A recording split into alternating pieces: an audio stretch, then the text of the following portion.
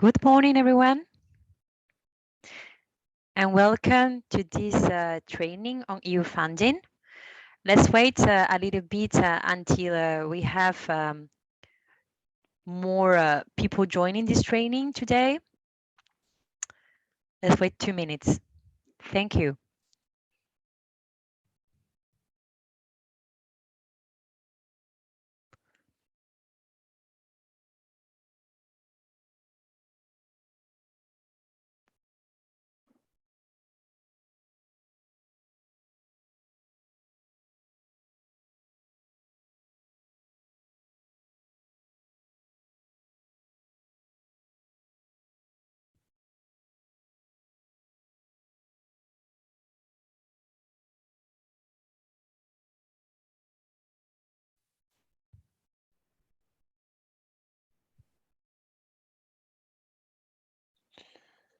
Good morning, Maria. Good morning, Artur. Good morning, everyone. Good morning, Carlos. How are you? Very good. And you? Very good. So let's wait a little bit because I see we only have 23 attendees yet. Okay. 2 minutes, and then if not, we can start. Perfect. I will start sharing my screen. Thank you very much.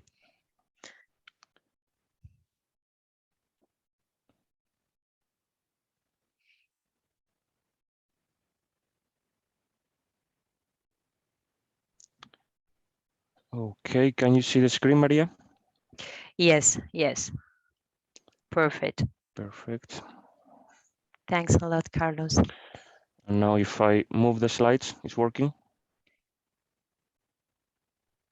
Not for the moment. Now, yes. Now, yes. Okay. Okay, so I see that it's already like 10 minutes, no, 10 minutes, 2 minutes past 10. So Carlos, if you want, we can start. I will introduce the first part and then we go for the real training.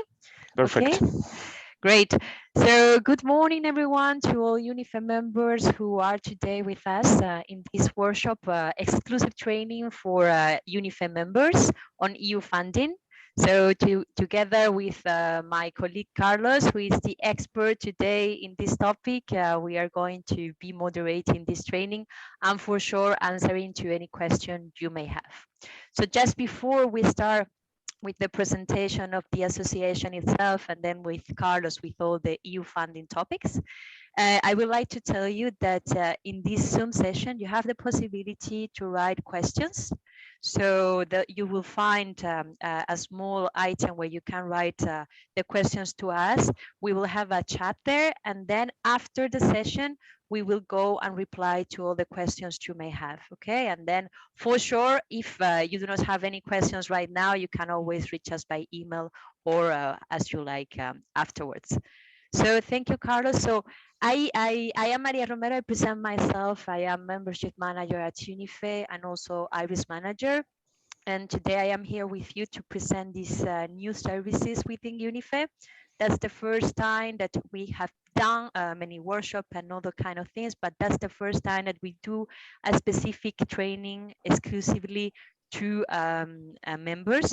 So our associations, for those who are less familiar with us, or is the first contact that we have together, it's an association that has more than 120 members, full members, and also national associations. Thank you, Carlos. We are representing companies within the rail sector that are active in design, manufacture, maintenance, and refurbishment of rail transport systems, and in many fields. And our mission for sure is to help you gain visibility in the rail sector at the European level and beyond, and for sure to help you deliver the high quality products and railway system that the industry is currently demanding. So regarding the training itself, if you go to the next slide, Carlos, please. So this is a dedicated training on EU affair topics that for sure impacts your business. And my colleague Carlos is going to give you all his knowledge and in a very exclusive mode only for UNIFE members in EU funding for rail. So just to let you know, this is just the first session that we will have, but not the only one. we are planning to have much more exclusive training for members. The upcoming one that will be at the end of June or July, we will confirm the date very soon, is going to be about EU-Japan Economic Partnership Agreement and what it's in for rail, for the rail supply industry. And recordings will only be available for UNIFE members. So I will leave you with my colleague Carlos, who is, as I said, the expert with the topic, and I hope you will enjoy the webinar. And afterwards, for sure, at the end of this session, we will reply to your questions. So do not hesitate to write in the chat. Thank you very much. Thank you very much, Maria, and good morning to everyone there. My name is Carlos, and thank you very much, Maria, for your kind words. I work in UNIFE in the public affairs team, and I'm responsible for monitoring and advising our members on EU investment and funding policy. So this is the topic that we're going to be explaining today. I saw quickly the list. I see some familiar names, but many others are not very familiar to me. So pleasure to meet you virtually for the first time, and hopefully we can meet soon in Brussels or elsewhere. So jumping directly into the topic of today, as you see, we have in front of us the topic of EU funding for rail. And here, some of you may know, some of you might not be so familiar with, but in fact, we have a labyrinth or a big ecosystem of different EU funding programs that are addressing from different angles investments in the rail sector. Of course, as an industry, this is very important for us because if we look in European countries, in some countries, the share of investments in transport in rail infrastructure, it's really coming from public funding budgets from the European Union rather than from national budgets. So we have to be aware that the dimension here is large, and understanding how these funding programs works is very interesting, and of course it can be very useful to for your companies to really be on top of it and make the most of it in terms of business. So this is just a bit of an introduction of the training, but I would like to make the point on some key items before we start, so to set the context and align on expectations.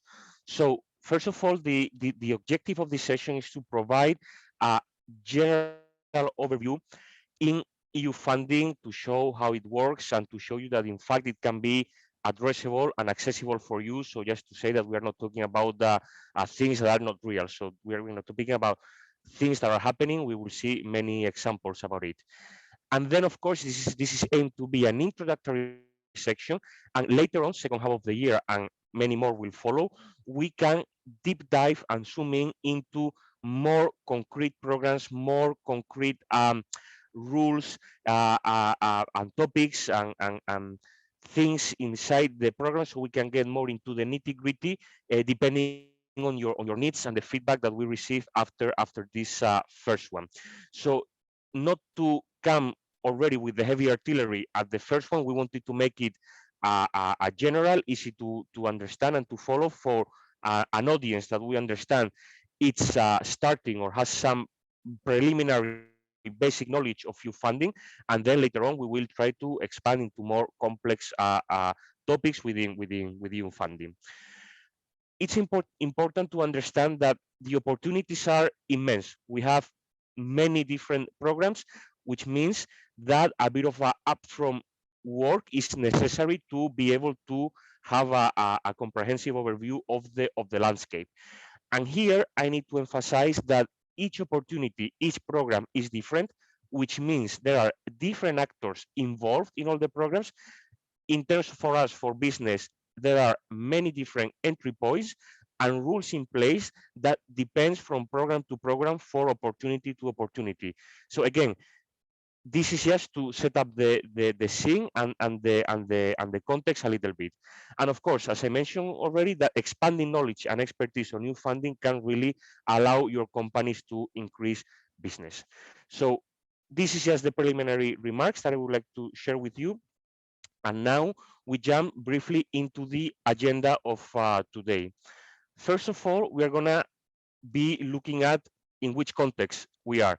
I mean, we are in the middle of another crisis, coming back from recovery times, and now we are facing another uncertain time. So all this makes policies work in a way, and we will see why this is important to have a good understanding on what policies are designed for. Then, in terms of the funding context, we're going to see the EU multi-annual financial frameworks, the so-called MFF. We're going to see what's in the next generation EU, the EU recovery package. Then we're going to briefly mention some um, general items in terms of management and implementation modalities of some of the EU programs that we are going to be talking about. Then we will have an overview of some of the relevant ones for rail.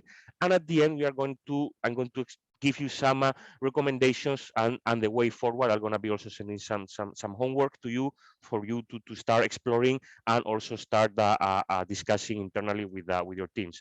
And of course, questions and answers. Anytime, Maria mentioned, you can use the questions functionality. You can post a question and we will answer them normally at the end of the session. But if we see we are getting too many, then I might stop. And then Maria, please, you help me with the questions, and we see how it goes. But don't be shy. There are no stupid questions. This is supposed to be a general introductory training, so all your questions are welcome. Now, the context.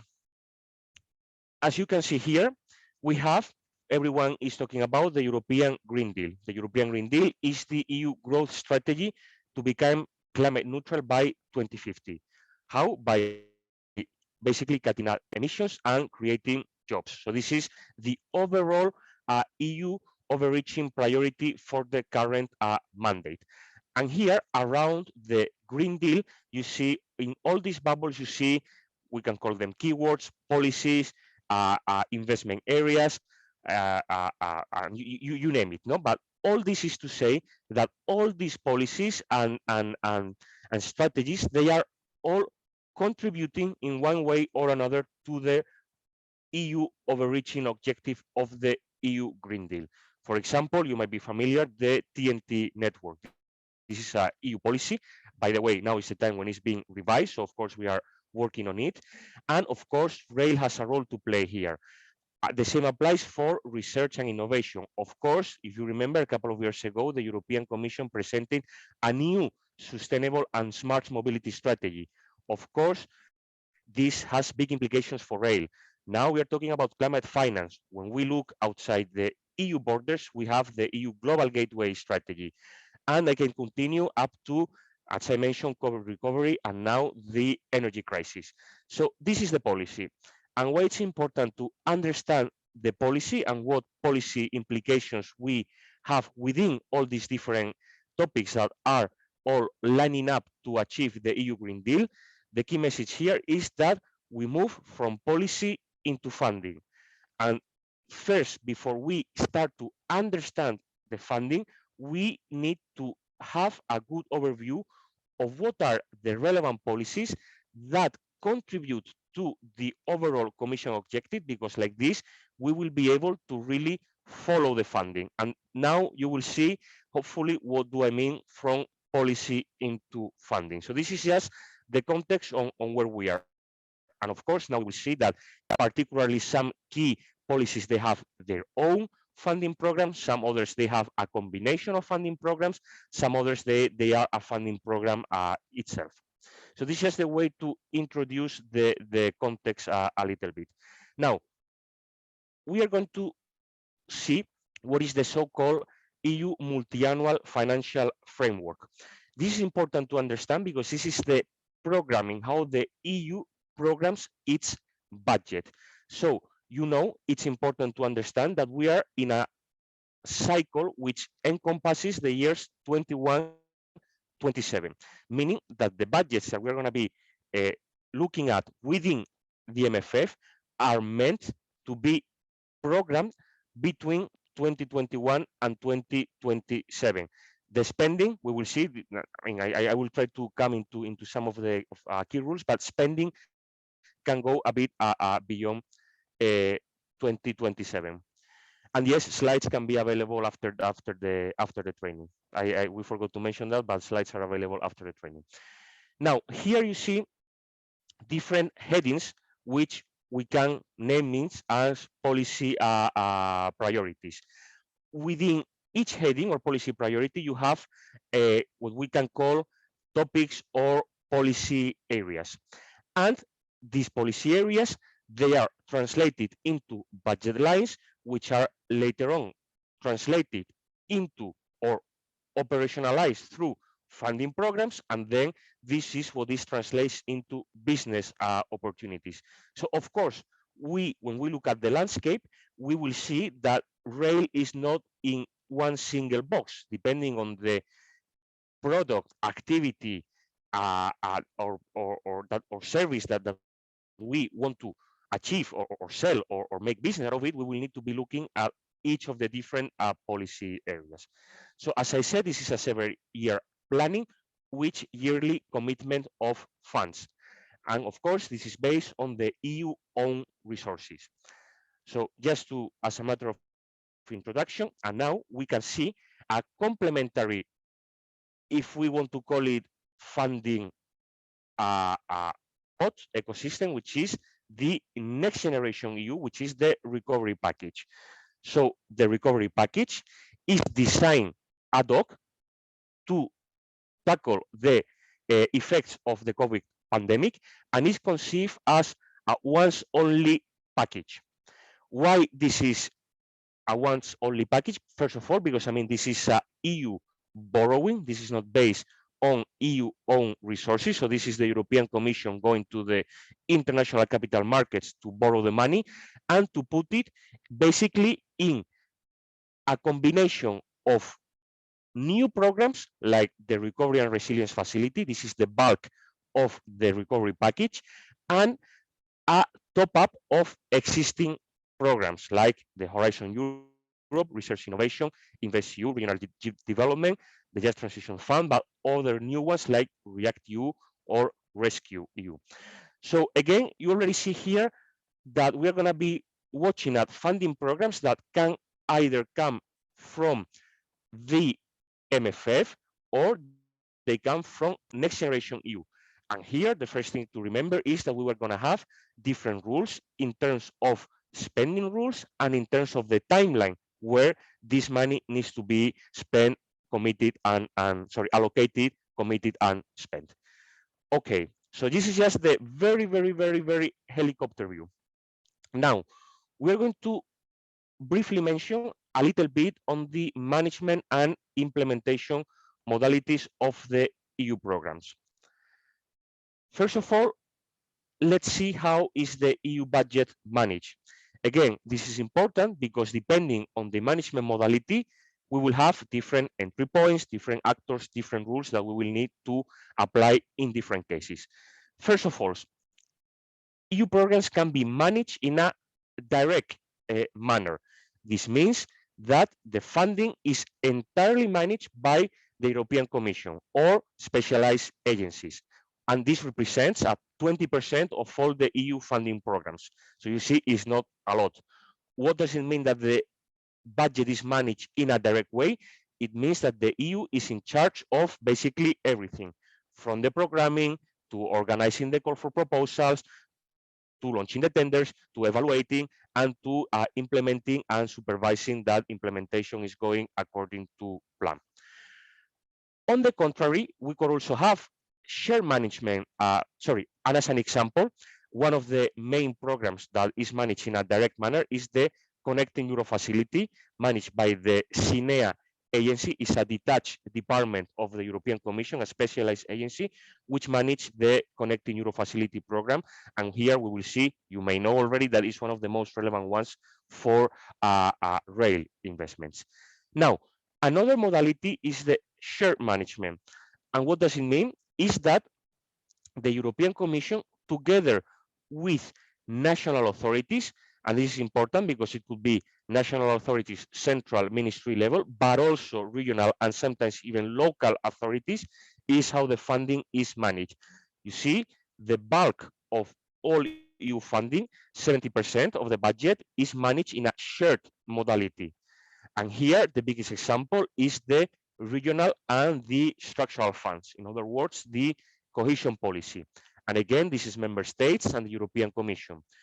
This means that the European Commission will be in charge of some activities and the member states will be in charge of other activities. So again, depending on the project cycle, depending on the moment that we need to influence, we will need to look at either European Commission or at member states.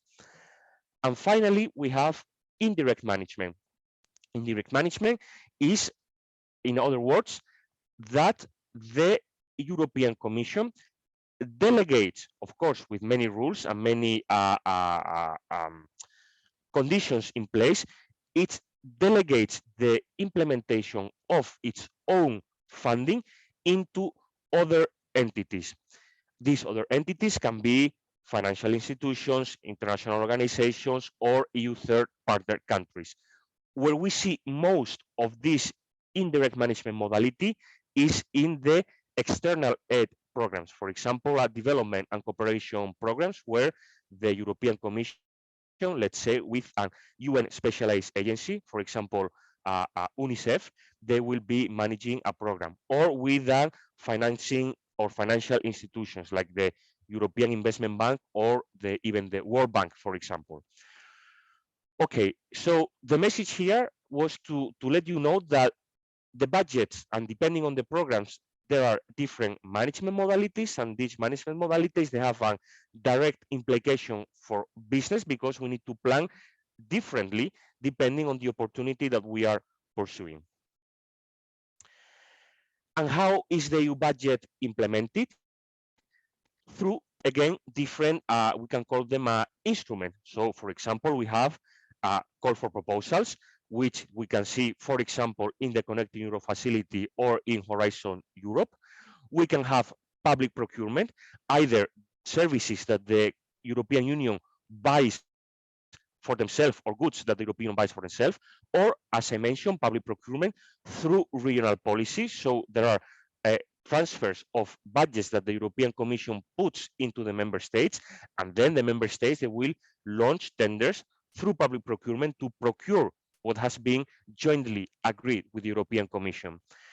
This is a new modality that we didn't have before, and it's getting more and more relevant, is the so-called IPCEI, Important Projects of Common European Interest. So this is something that the European Commission is promoting now more and more. You see here the picture of the hydrogen tank, which is for those strategic sectors that the European Commission thinks they need to jointly work in a cross-border and transnational way with the member states. So in strategic sectors, we will see that the European Commission is promoting this type of projects. And of course, we also have financing models and products and investment facilities, which are very different, like what could be a grant that could go through a call for proposal or through a public subsidy.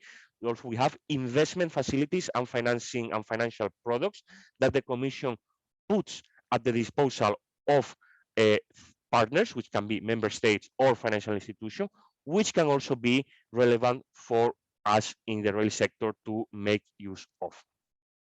So again, the message here is the other similar to the previous slide, different rules, different actors, different entry points. Each opportunity is different, and in each opportunity, we will have a combination of management modality and implementation options. So this is, again, this was part of the introduction, and now we're going to start zooming in into a couple of programs that we had for today, with the objective of for you to get familiar with those and then continue working with them in the future. So again, we're going to be looking at programs within the MFF, the EU multi-annual financial framework, on the left-hand side of the screen. Are going to be looking at programs outside the EU MFF, which notably is the EU Recovery and Resilience Facility. So just to give you a quick overview, if we look at the policy headings, at the headings of the MFF, we can put, just as an example to mention, that within research and innovation, we have the Horizon Europe, and this includes Europe's Rail Joint Undertaking. This is the private-public partnership that the sector has with the Commission. We also have the Innovation Fund, and we have some others. And of course, from these programs, there are opportunities for rail. Then we have the single market heading. Here, especially, we have the single market programs, and it has many opportunities, especially for SMEs. It's important to remind that within UNIFE, a third of our membership is composed of SMEs, so we also pay attention to these programs, and within our SME committee, we are also trying to analyze and to explain how the possibilities within these programs works. And then we also have Digital Europe program, where we can have opportunities for, let's say, cybersecurity. When we look at the heading of strategic investments, we will be looking today at the Connect Euro facility, but we also have the InvestEU. This is an investment facility rather than a grant funding model. When we look at the heading of cohesion, of course, this is the regional development funds. This is the cohesion policy, structural funds, many different names, but here it's also very, very important, a very important instrument to promote rail investments. Then, when we look at the heading of values and we look at Erasmus Plus, you might think, okay, Erasmus, we all, maybe many of us luckily did an Erasmus abroad, but Erasmus is not only about going abroad to study, it's also about creating projects and consortia to promote, for example, the topics of skills. And here in UNIFE, for those of you who don't know, we are involved in what is called the Staffer project, which is analyzing with other rail sector stakeholders the needs that our sector will have in the space of skills. So again, related to rail, we could also have funding opportunities within the Erasmus Plus. And finally, external aid is the money that the European Commission makes available for EU third partner countries. And here, of course, we have the region of the Western Balkans, which is supported with the instrument of pre-accession. Recently, we had a session with the European Commission, our members and stakeholders for the regions to see what is possible to do with rail, with EU budgets in the Western Balkans. But we also have some financial products like the European Fund for Sustainable Development. This works with a financial guarantee model, which can be used to minimize the risk of investment in EU third partner countries, which could be Africa, Latin America, Asia, but also Eastern Europe. And when we look at the right-hand side of the screen, we say that we have a recovery package, and we have the EU Recovery and Resilience Facility.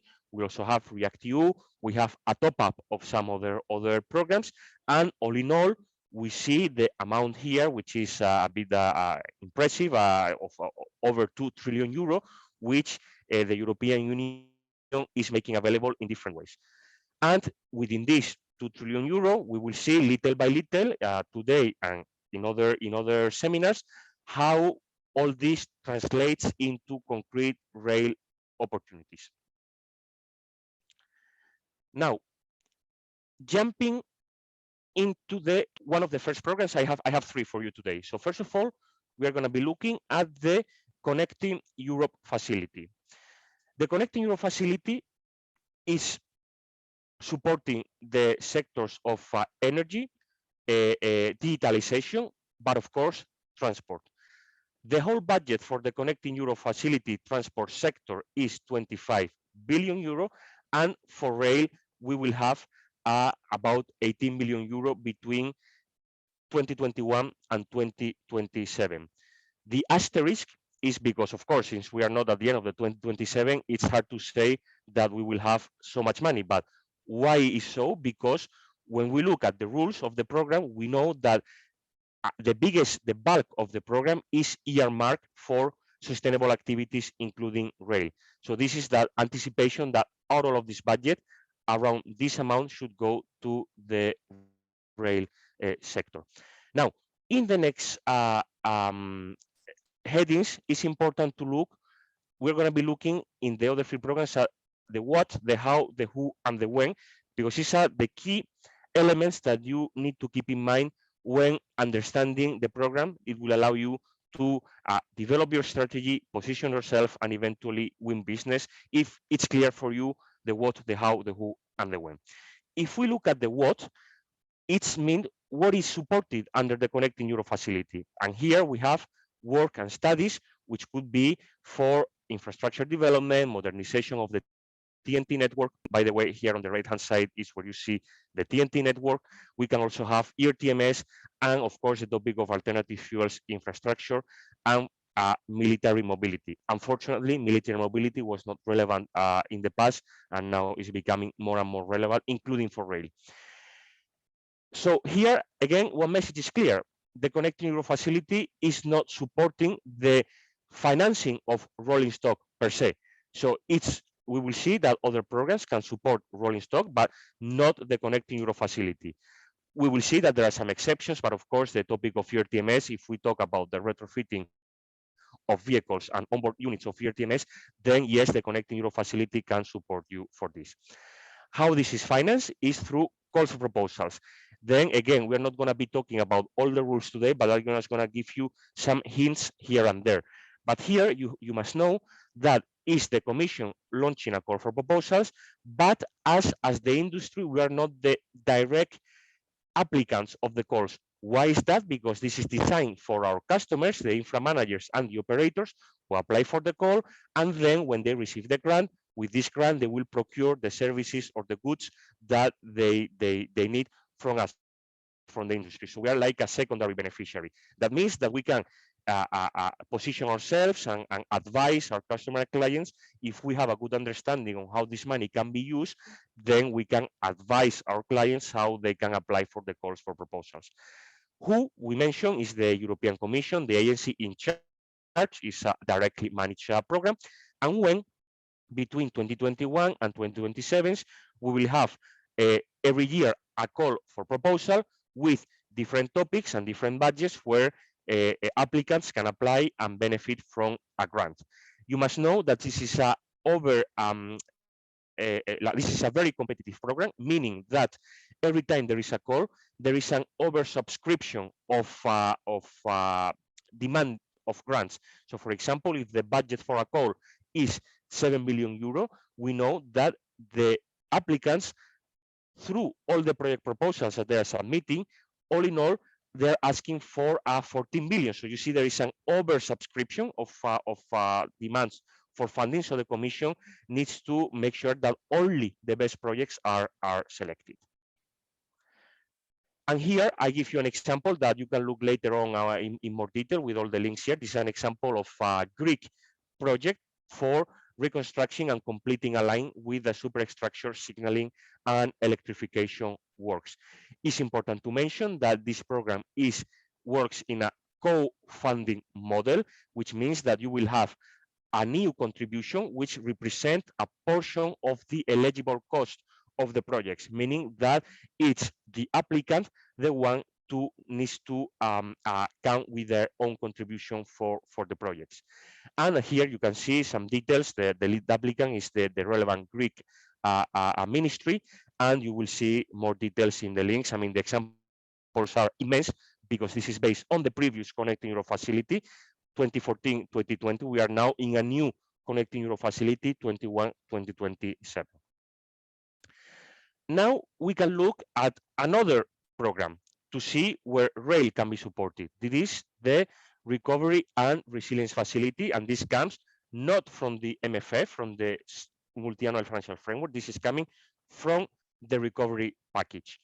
How much budget we have in total? We have over 600 billion euro. And for rail, we know we have done our own internal calculations in UNIFE, and this is based on the official documents that the Commission has approved, and we have contrast our analysis with these documents, and we come to the approximation that in this instrument, we're going to have about 55 billion euro for rail, which is a lot of money and which needs to be spent relatively soon. What can be financed under the Recovery and Resilience Facility? Everything, from infrastructure to rolling stock to signaling equipment to alternative fuel infrastructure. So everything is included here. How this is financed, how can we see what investments each of the different member states have in mind and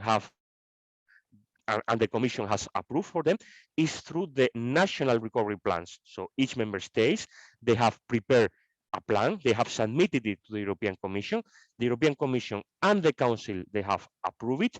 And now we see the pipeline of investments that these member states will be making, supported by this 55 billion euro.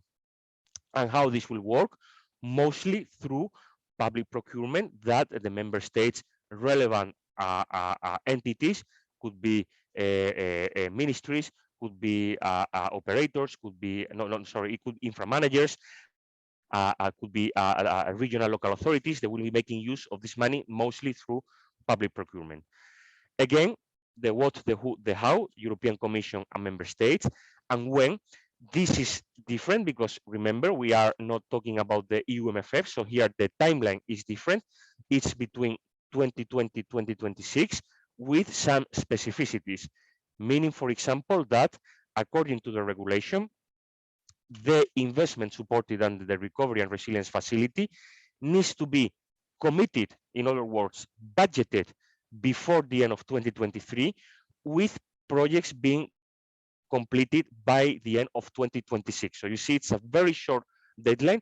And here it's important to know what is planned to allow us to really position ourselves and be ready to implement projects before the deadline.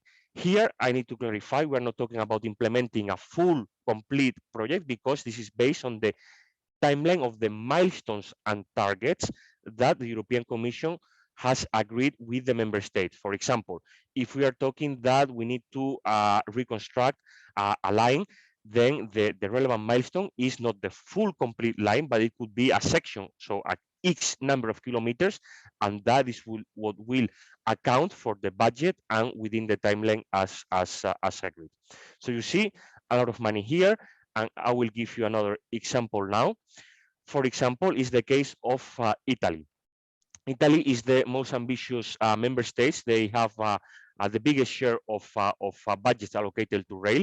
And we're going to look at a very concrete example in terms of ERTMS. So on the left-hand side of the slide, you see a very key bullets taken from the Italian National Recovery Plan on ERTMS. So here, Italian government, they say that they want to equip more than 3,000 kilometers of rail lines with ERTMS, according to the European Deployment Plan. And the budget for this is 2.9 billion. So this is in the recovery plan. And we already saw a tender that was launched by by the authorities in Italy on this concrete project. So you see, I mean, these documents, the Italian recovery plan was approved last year, and beginning of this year, we already see the tender. So you see that how the money comes from what we have on a programming document into the market, into reality. And the tender, I think part of the tender has been already awarded, and the other parts are still under evaluation. As an example, we could look many different examples from all the different plans. And also for your information, we shared with our members last year a UNIFE handbook where we have a summary of all the different investment contained in the plans. Now, the third example that I will have for today, and then we will jump into the way forward and the recommendation, and of course the questions. Please feel free to start populating the chat with questions. The third one for today is regional policy, structural funds, also known as European Structural and Investment Funds, ESIF. What is ESIF? Again, is the regional policy. The overall budget for this instrument is about 300 billion euro, and we know that we are going to have about 20 billion euro for rail. Again, this asterisk is based on estimations from the previous period, 2014 2020, and we have indications that we should have a similar amount for the current period, 21-2027. Now, important for you to know here, you see in the map, the European map with different colors, and you see, I mean, if you can zoom in later, you would see that these are the European regions, right? And we see that depending on the color represents the level of GDP and development of the European region. So you can see that Western Europe is more in light yellow, it means that they are more developed regions, those in the south of Spain or Portugal, south of Italy, and some parts of Central Western Europe. What does it mean? It means that these countries which GDP is not on the EU average, they are the regions which are they're going to receive most of the funding. And again, the funding rules here, because this is another co-finance program, means that those less developed region will benefit from a higher co-financing rate than those which are more developed. And here, what can we find? What can we find within the SCFA program? Again, it's pretty much everything, with the exception that when we talk about rolling stock, diesel is not eligible at all anymore to be supported under the cohesion policy. So of course, this is going in the direction of the European Green Deal. You see fossil fuels, so you see a direct implication why it's important to follow the policy. How this is organized? This is organized through partnership agreements and operational programs, and implemented again mostly through public procurement through the relevant member states authorities. Here is important to retain these documents, which are the partnership agreements and the operational programs. Why? Because they are the strategic documents that the Commission agrees with the member states, and where we see the pipeline of investments that the member states and the regions are intended to use for all the sectors, and including the rail one. It's important to know that for the operational programs, we have a very complex reality. Why? Because each member state is different and they organize things in different ways. Just to give you an example, if we talk about countries like Spain, Germany, or France, which the regions are sort of a kind of very decentralized, it means that each of the regions, in the case of Spain, 17, in the case of Germany, 16, each of the regions will have an own operational program, meaning an own document that we have to look to see how much the region will be investing in rail related projects. Other countries, for example, like the Czech Republic or Lithuania, they will have a national operational program which deals with infrastructure and transport, and all the investments that are going to be done are organized in this program. So we don't need to look at the regional ones. And this differs from member state to member state. So for example, here is very important for your country teams that they are on top of these programs and they really know which different member states is doing in terms of regional policy. Who again here? Member states and regions. And when this is happening as we speak, because I mean 2021, 2027 for the programming and the budgeting of the funds, with execution after 2027 with some rules that we don't need to discuss today. And again, it's interesting because normally this policy should have been up and running at the beginning of 2021. What happened is that um, because member states gave priority to finalize their national recovery programs, which needs to be implemented much before these ones, they put the effort on designing the national recovery plans. And now it's only when we are seeing, and we have already about 7 member states who got the partnership agreements approved by the Commission, and now they are finalizing their operational programs. So it's important to really put attention and monitor this in order to have already upfront what is going to be in terms of rail investments. And here you see another example that I took. This is the case of Poland, and you can see here some technical information on the projects. So you can see the date when the project started, who is the managing authority. You have links, you have fund amounts of the budget. So you see there is a co-financing amount here. You see which operational program this investment is based at. And then you can see this is, sorry, we have to excuse the European Commission. Sometimes they use weird terminology. rolling stock, they call it mobile rail assets. Sorry, for us this makes not much sense, but this is how the European Commission classify their terminology. And here you have the link, and I strongly encourage you to go into this website, because here you can have a complete overview of all the investments that have taken place in the structural investment funds in the previous periods, and you can see multiple examples from country to country, from sector to sector. Now I will just drink a bit of a water. Maybe I look at the questions in the chat before going to the next section. Okay, I see one on safe military mobility. So which priorities are COVID for rail? What is considered as dual use infrastructure for rail?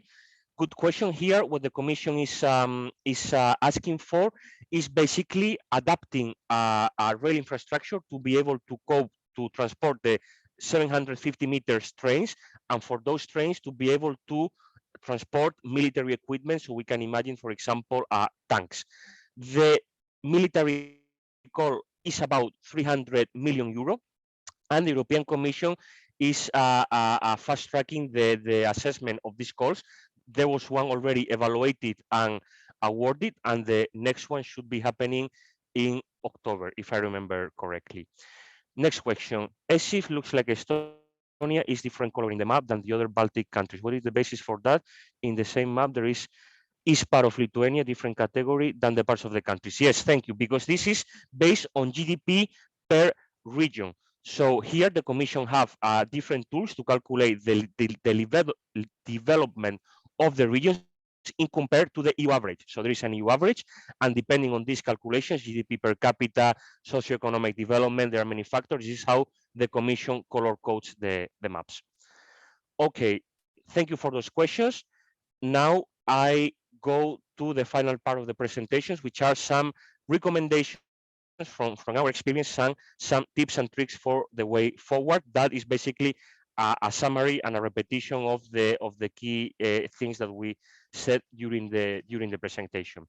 So for now, and this is the first message that we always give, it's clear that when, okay, EU funding is immense, there is a lot, but it should be clear for us that it's not as simple as taking the phone and asking for money in Brussels. So it doesn't work like that, because we already saw this is much more complex than that. So what we try to advise and encourage you to do is to follow this process, which is about understanding, prioritization, positioning, and engagement, which will eventually allow us to win business. And now we can go a bit in briefly before we conclude, and we can open the debate for more questions on some tricks and tricks on this that we already saw. So in order to understand, it's really important to see what type of investments and action the different programs are supporting. So we saw in the three examples of today, and again, in the next sessions, we can go into the same programs with a even more deep dive to better understand the rules, or look into in more concrete examples, or we can look into different programs. This depends on the feedback that we will gather from you in the evaluation of the training. Managing authorities, who's managing, this is basically which are the entry points for us. Where do we have to position, how the program is implemented, is there is a call for proposal with a co-financing involved, is a public procurement, but this is coming from regional policy, therefore is also grants, but where member state they have to co-finance. Who are the eligible applicants? Can I, as a supplier, as an industry, directly participate in a call for proposal? Do I need to create a partnership with an operator or an infra manager? Do I have to go directly and talk to the member state? So again, rules different from opportunity to opportunity. And of course, important thing, what is the project cycle? What is the timeline for the program, and within the program for each of the particular call, project, or activity. When we are able to understand, we are able now to prioritize, and for this we need to analyze and assess what are the investment pipelines. I have an example for you in a minute. So it's about gathering market intelligence in a systemic way. So this is about organizing our business development teams for them to have an idea, depending on the country, depending on the sector, depending on the activity, how and what the EU is making available. And then, of course, it's important to have a monitoring system to track the opportunities and the policy developments. Here, for example, when we talk about market intelligence, this is the overview of rail-related investments in the recovery and resilience facility. So you see, by analyzing all the different national and recovery plans, we can see what member states are investing in the different, how much member states are investing on rail. And as I mentioned, the example of Italy, it's absolutely impressive. Other examples, when we look at the previous Connecting Euro facility between 2014 2020, we can see two things. First, on the small box, we see that the share of rail, 16 billion, was the biggest one. So as I mentioned, within the transport in the Connecting Euro facility, rail gets the most. And now, if we look into member state per member state, we see that Poland, Germany, Italy, Czech Republic, France, Hungary, Romania, they are the biggest beneficiaries of the previous Connecting Euro facility. So this gives us an indication how to position what the member states, how the different member states are using the different EU programs. All this information is public by the European Commission through the different websites, and is about of gathering all this intelligence in a systematic way, which allow us to take decisions or understand the market in one way or another. Another example, this one is in cohesion policy. Again, looking at the previous cycle, and again, information from directly from the European Commission, is different planned investments per member states, per investment category within the rail sector. And you can see again, Poland investing more than about 6 billion within all the categories in different rail things. You can see the orange represents the rolling stock, although I already mentioned the Commission has this strange terminology for mobile rail assets, but this is basically the rolling stock. So this is what member state did and they are still doing, because as you learned today, cohesion policy goes, the implementation timeline goes a bit beyond the programming period. So 2014, 2020, we see still today member states using cohesion funding from the previous period to implement rail projects which are beyond the programming date. So we will see that with the cohesion policy after 2027, we will still see money being put into rail projects outside the programming period because implementation goes a bit further. So you see, important to have a good knowledge of how the rules work for the different programs. And now this is the overall, this is not exclusively for rail, this is the overall cohesion funding for the current programming period 2021-2027. And again, we see here we have two different funds, but the policy is the same, it's regional policy for the different member states. And you can see, so you know that, and again, public information, that some member states will receive more than others, therefore opportunities might be more interesting to pursue in one country than another. Eventually, with all this, we can position, we can engage, and we can win business. And again, emphasizing the value of early market intelligence, important to allocate sufficient resources and different resources depending on the opportunities that we want to pursue.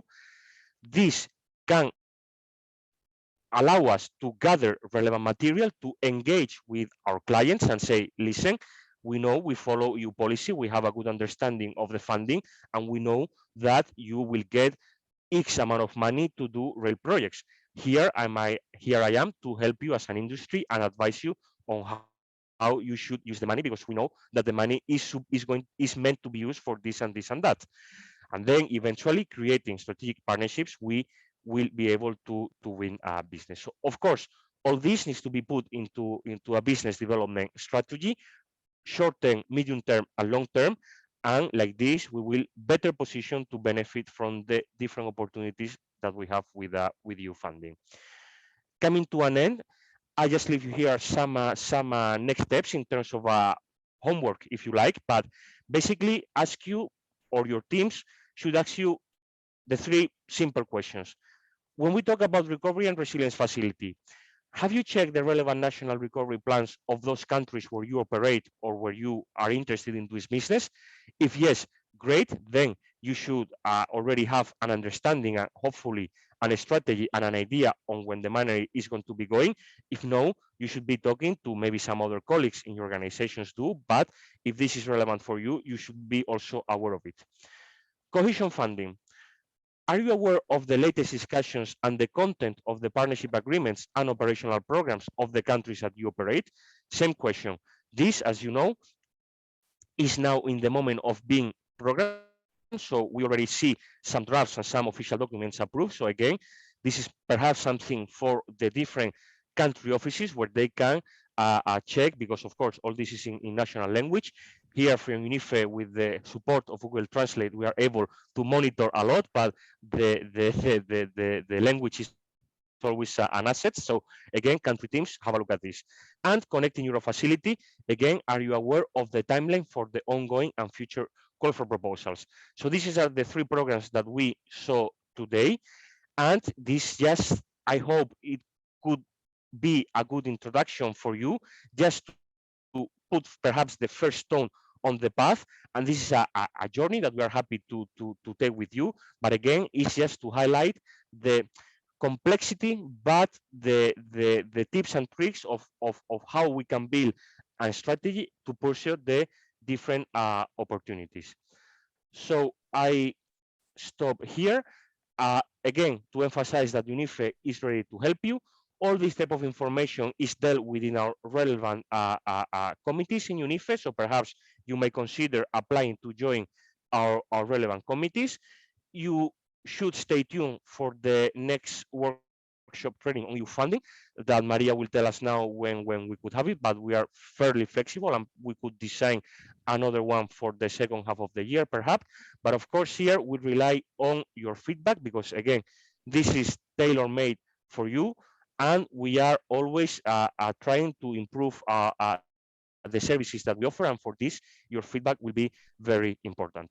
So I hope you enjoy this hour. And now we have some more minutes Yes.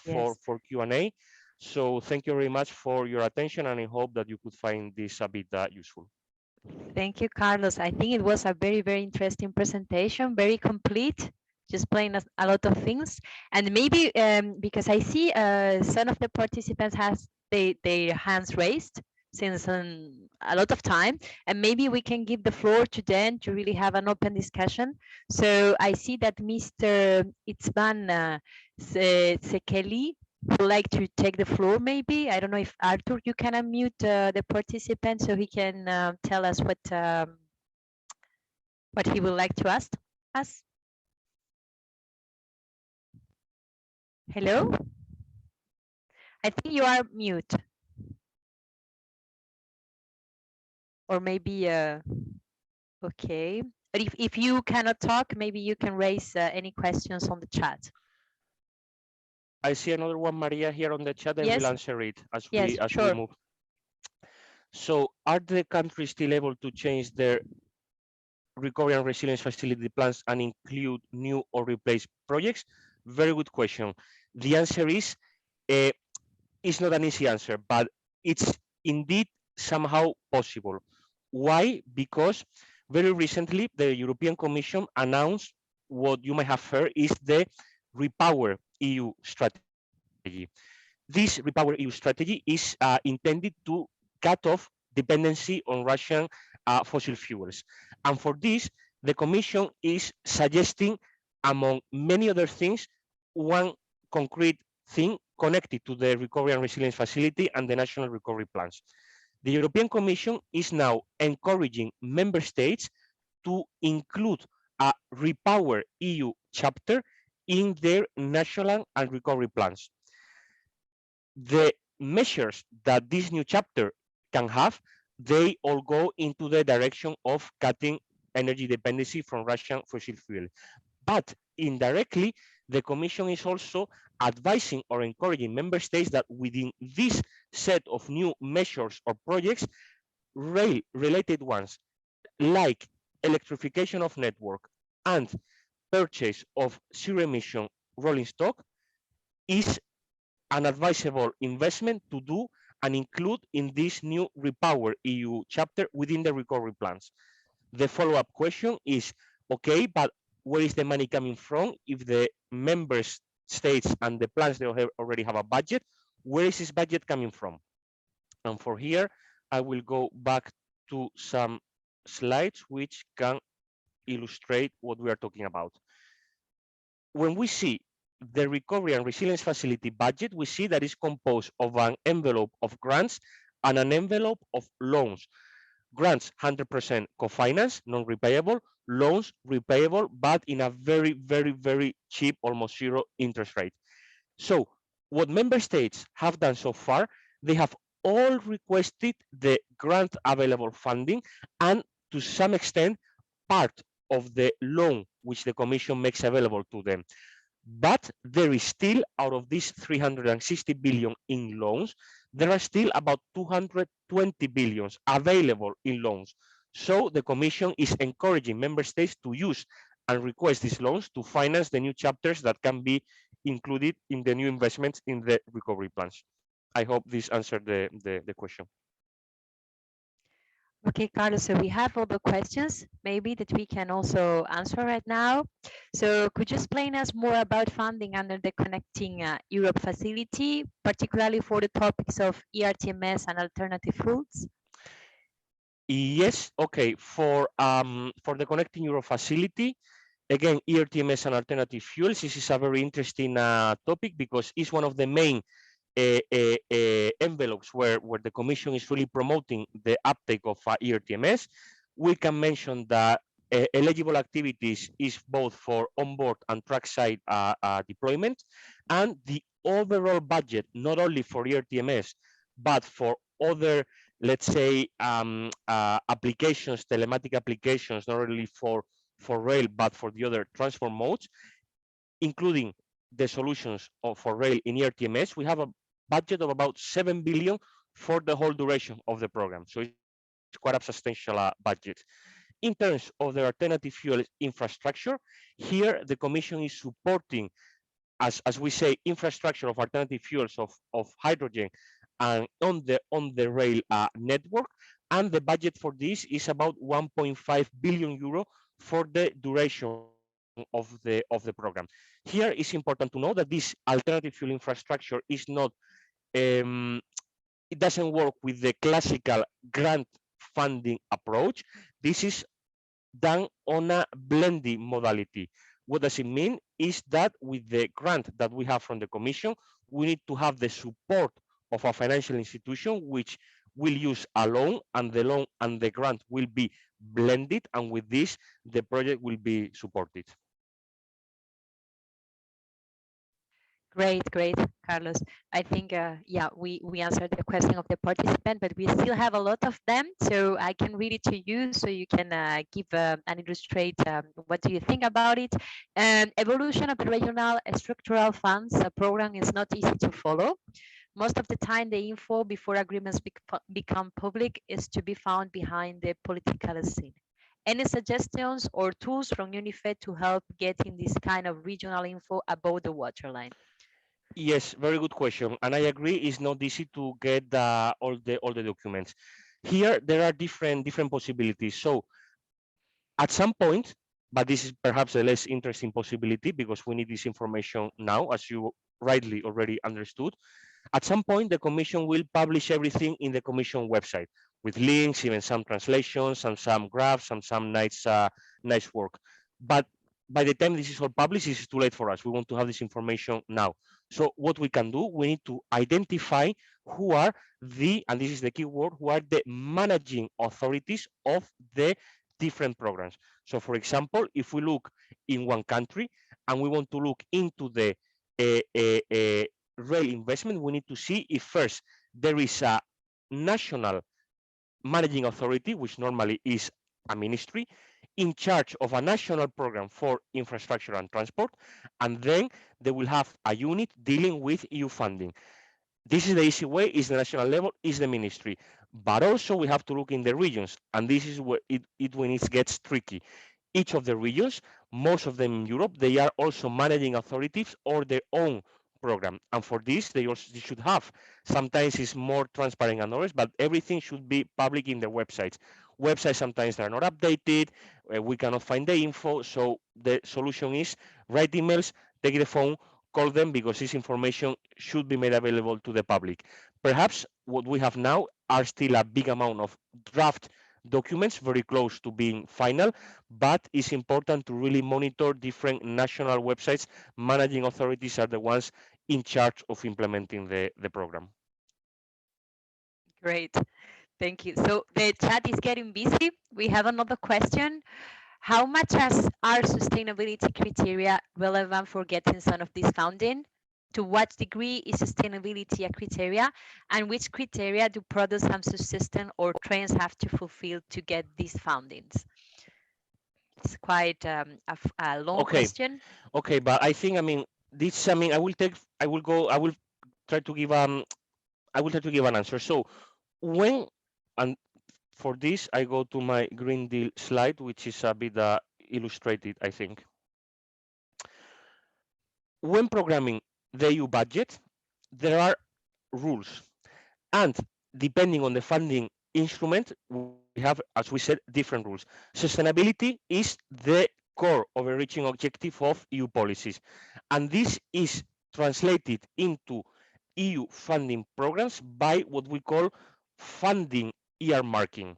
What does it mean? It means that, for example, when we talk about a concrete funding program like the Connecting Euro facility, we look at the legal text, at the legal basis, the regulation, and we have a, a provision, a rule, which tell us that 60% of all the funding made and the Connecting Euro facility should be earmarked, so put into a, a projects that contribute to uh, the fight against climate change and achieving sustainability objectives. So you see, by default, let's say a big percent of the funding will automatically need to be put in sustainable activities.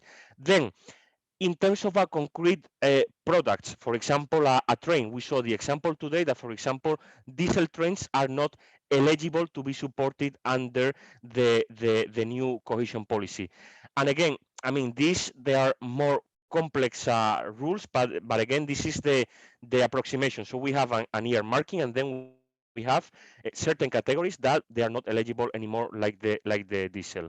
I know the content or the answer should be a bit more technical, but at this stage, this is what we can get, and perhaps we can follow up if there is a need with a more concrete answer on that one. Okay, thank you, Carlos. So we have another one. As I said, it's getting quite busy. People are very interested. Isn't the short-term framework to finish the projects very critical concerning the current problems in supply chain and material availability? How could this current decrease on the timeline be handled? Yes. So again, this timeline, I suppose when we look at the recovery and resilience facility, where we have the tightest timeline. So here again, the commission, there are some rules. I'm sorry that I always refers to the rules, but when we look at the rules of the regulation of the recovery and resilience facility, we see that indeed, under certain conditions, it's possible for the member states to modify and adjust the milestones and targets that they originally foresee that they plan with the European Commission. To illustrate it with an example, a member state planned that they will reconstruct or modernize a section of a line 400 kilometer, and this project will be completed, this milestone will be completed by 2026. So now what the member state can do, and this has to be again renegotiated with the European Commission, the member state can say, listen, I have budgeted this amount for this project. Of course, hyperinflation, cost, and scarcity of materials, I cannot fulfill this milestone with this budget, so I need to renegotiate my milestone. So if my milestone was to complete 100-kilometer reconstruction, now the member state, with the approval of the European Commission, can renegotiate to make the milestone more in line with the current reality of prices and hyperinflation and material and availability and so on and so forth. So I hope, yeah, I think it's possible. But yeah, the timeline it's challenging. But again, it's important to differentiate between programming, budgeting, allocating, and implementation time. Because again, depending on program, timelines can differ and rules are different. Okay, perfect, Carlos. So I think we will follow with some questions as we still have some time to go. And I have another question that might be a little bit related to this first one. And it's how is impacting the energy crisis in EU funding? Is there something interesting for rail investment? What about connections with Ukraine? And is the European Commission thinking about something else here? Okay, yeah, many things here. So first of all, on energy crisis, we already mentioned the Repower EU. So now member states can use and available loans under the Recovery and Resilience Facility to include a Repower EU chapter in the recovery plans.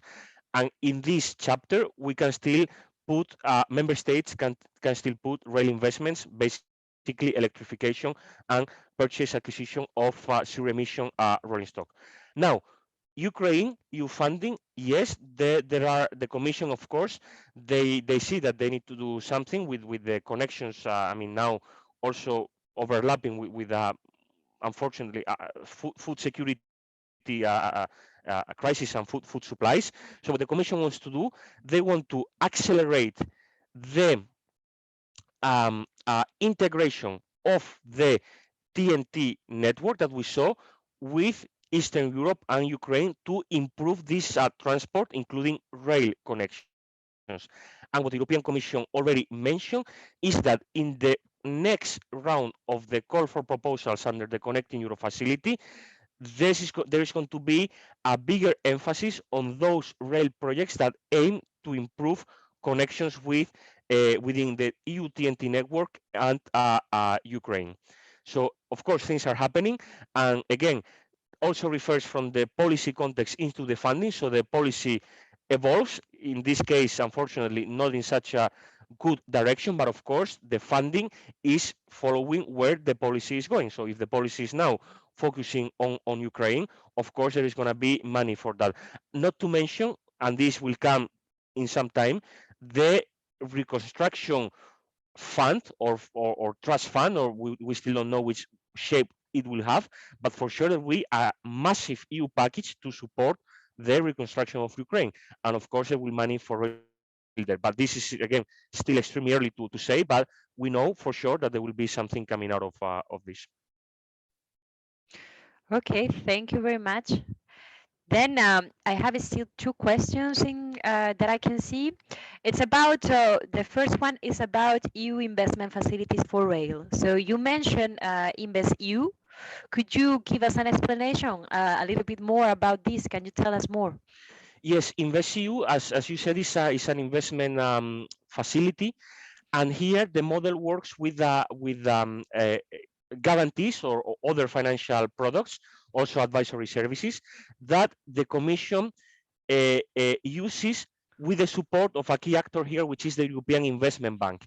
So with this EU budget, the Commission is making available some financial products to the EIB, and then is the EIB the one who can support the different project promoters with EU funding to promote rail projects. And this is another important actor. Maybe it could be on the agenda of a future workshop. But again, investment facility, guarantee models, and the important role of the European Investment Bank to support projects. And InvestEU, again, we talk about earmarking of funds. So there is an important piece within InvestEU that needs to go to sustainable projects, and rail is sustainable projects in this sense. So of course another interesting tool to go, but here the entry points would be the EIB, the European Investment Bank. Thank you, Carlos. And I have still a last question, unless the participants still want to raise any other ones, because we still have time. So please feel free to chat with us or to raise your hand and we can give you the floor to this meeting. But there is still a new question. So you mentioned there is EU funding for development and cooperation. Can rail projects be supported there too? Yes, this very interesting question. And here we again move. I can mention here the strategy, which is a global gateway. This is something brand new that the Commission announced at the end of last year, and it's taking shape now as we speak. Basically, this is an initiative to promote sustainable infrastructure worldwide in countries where the commission see they need to really advance, and they have a need to promote this type of projects. So again, for development and cooperation there is a strategy, and which is global gateway, which is designed to support third countries outside EU borders.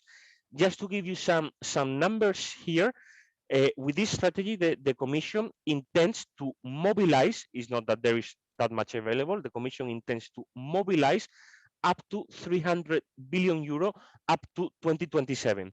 And how will the Commission do this? They will do this with the support of national development banks like KfW, AFD, and some others, with the EIB, of course, but also with another financial product which is called the European Fund for Sustainable Development Guarantee. And again, it's another guarantee used to diminish the investment risks that we might have in some African countries. And with this, sustainable infrastructure is a big priority. And here in UNIFE, we are also doing some work with the European Commission to make sure that we will have real projects benefiting from these financial guarantees outside EU borders.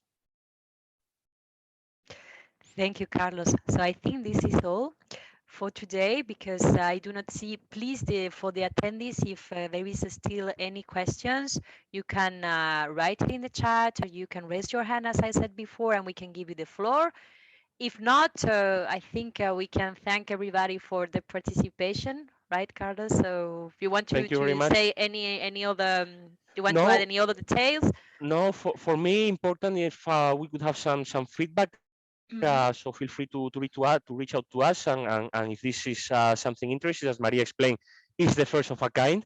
More trainings Yes. will follow on different topics, but if the EU funding is something interesting and we think it is, we are very happy to continue with another one in the second half of the year. Perfect. Thank you very much. And from my side, I would like also to say to you that if you feel there are topics that are of your interest, that if you feel there is something else that UNIFE can do for you, we are also more than happy to hear you, to have your feedback, and to organize other exclusive training sessions on the topics that might be on your interest. So please feel free to reach us and to reach myself as membership manager. I am always available. And I think we can thank you all for the participation. Wish you a very nice day ahead. And well, I hope we can also meet in the General Assembly that is very close by in Paris in 2 weeks. So hope to see you all there. And thank you very much for the participation. See you soon then. Thank you. Bye bye. Bye.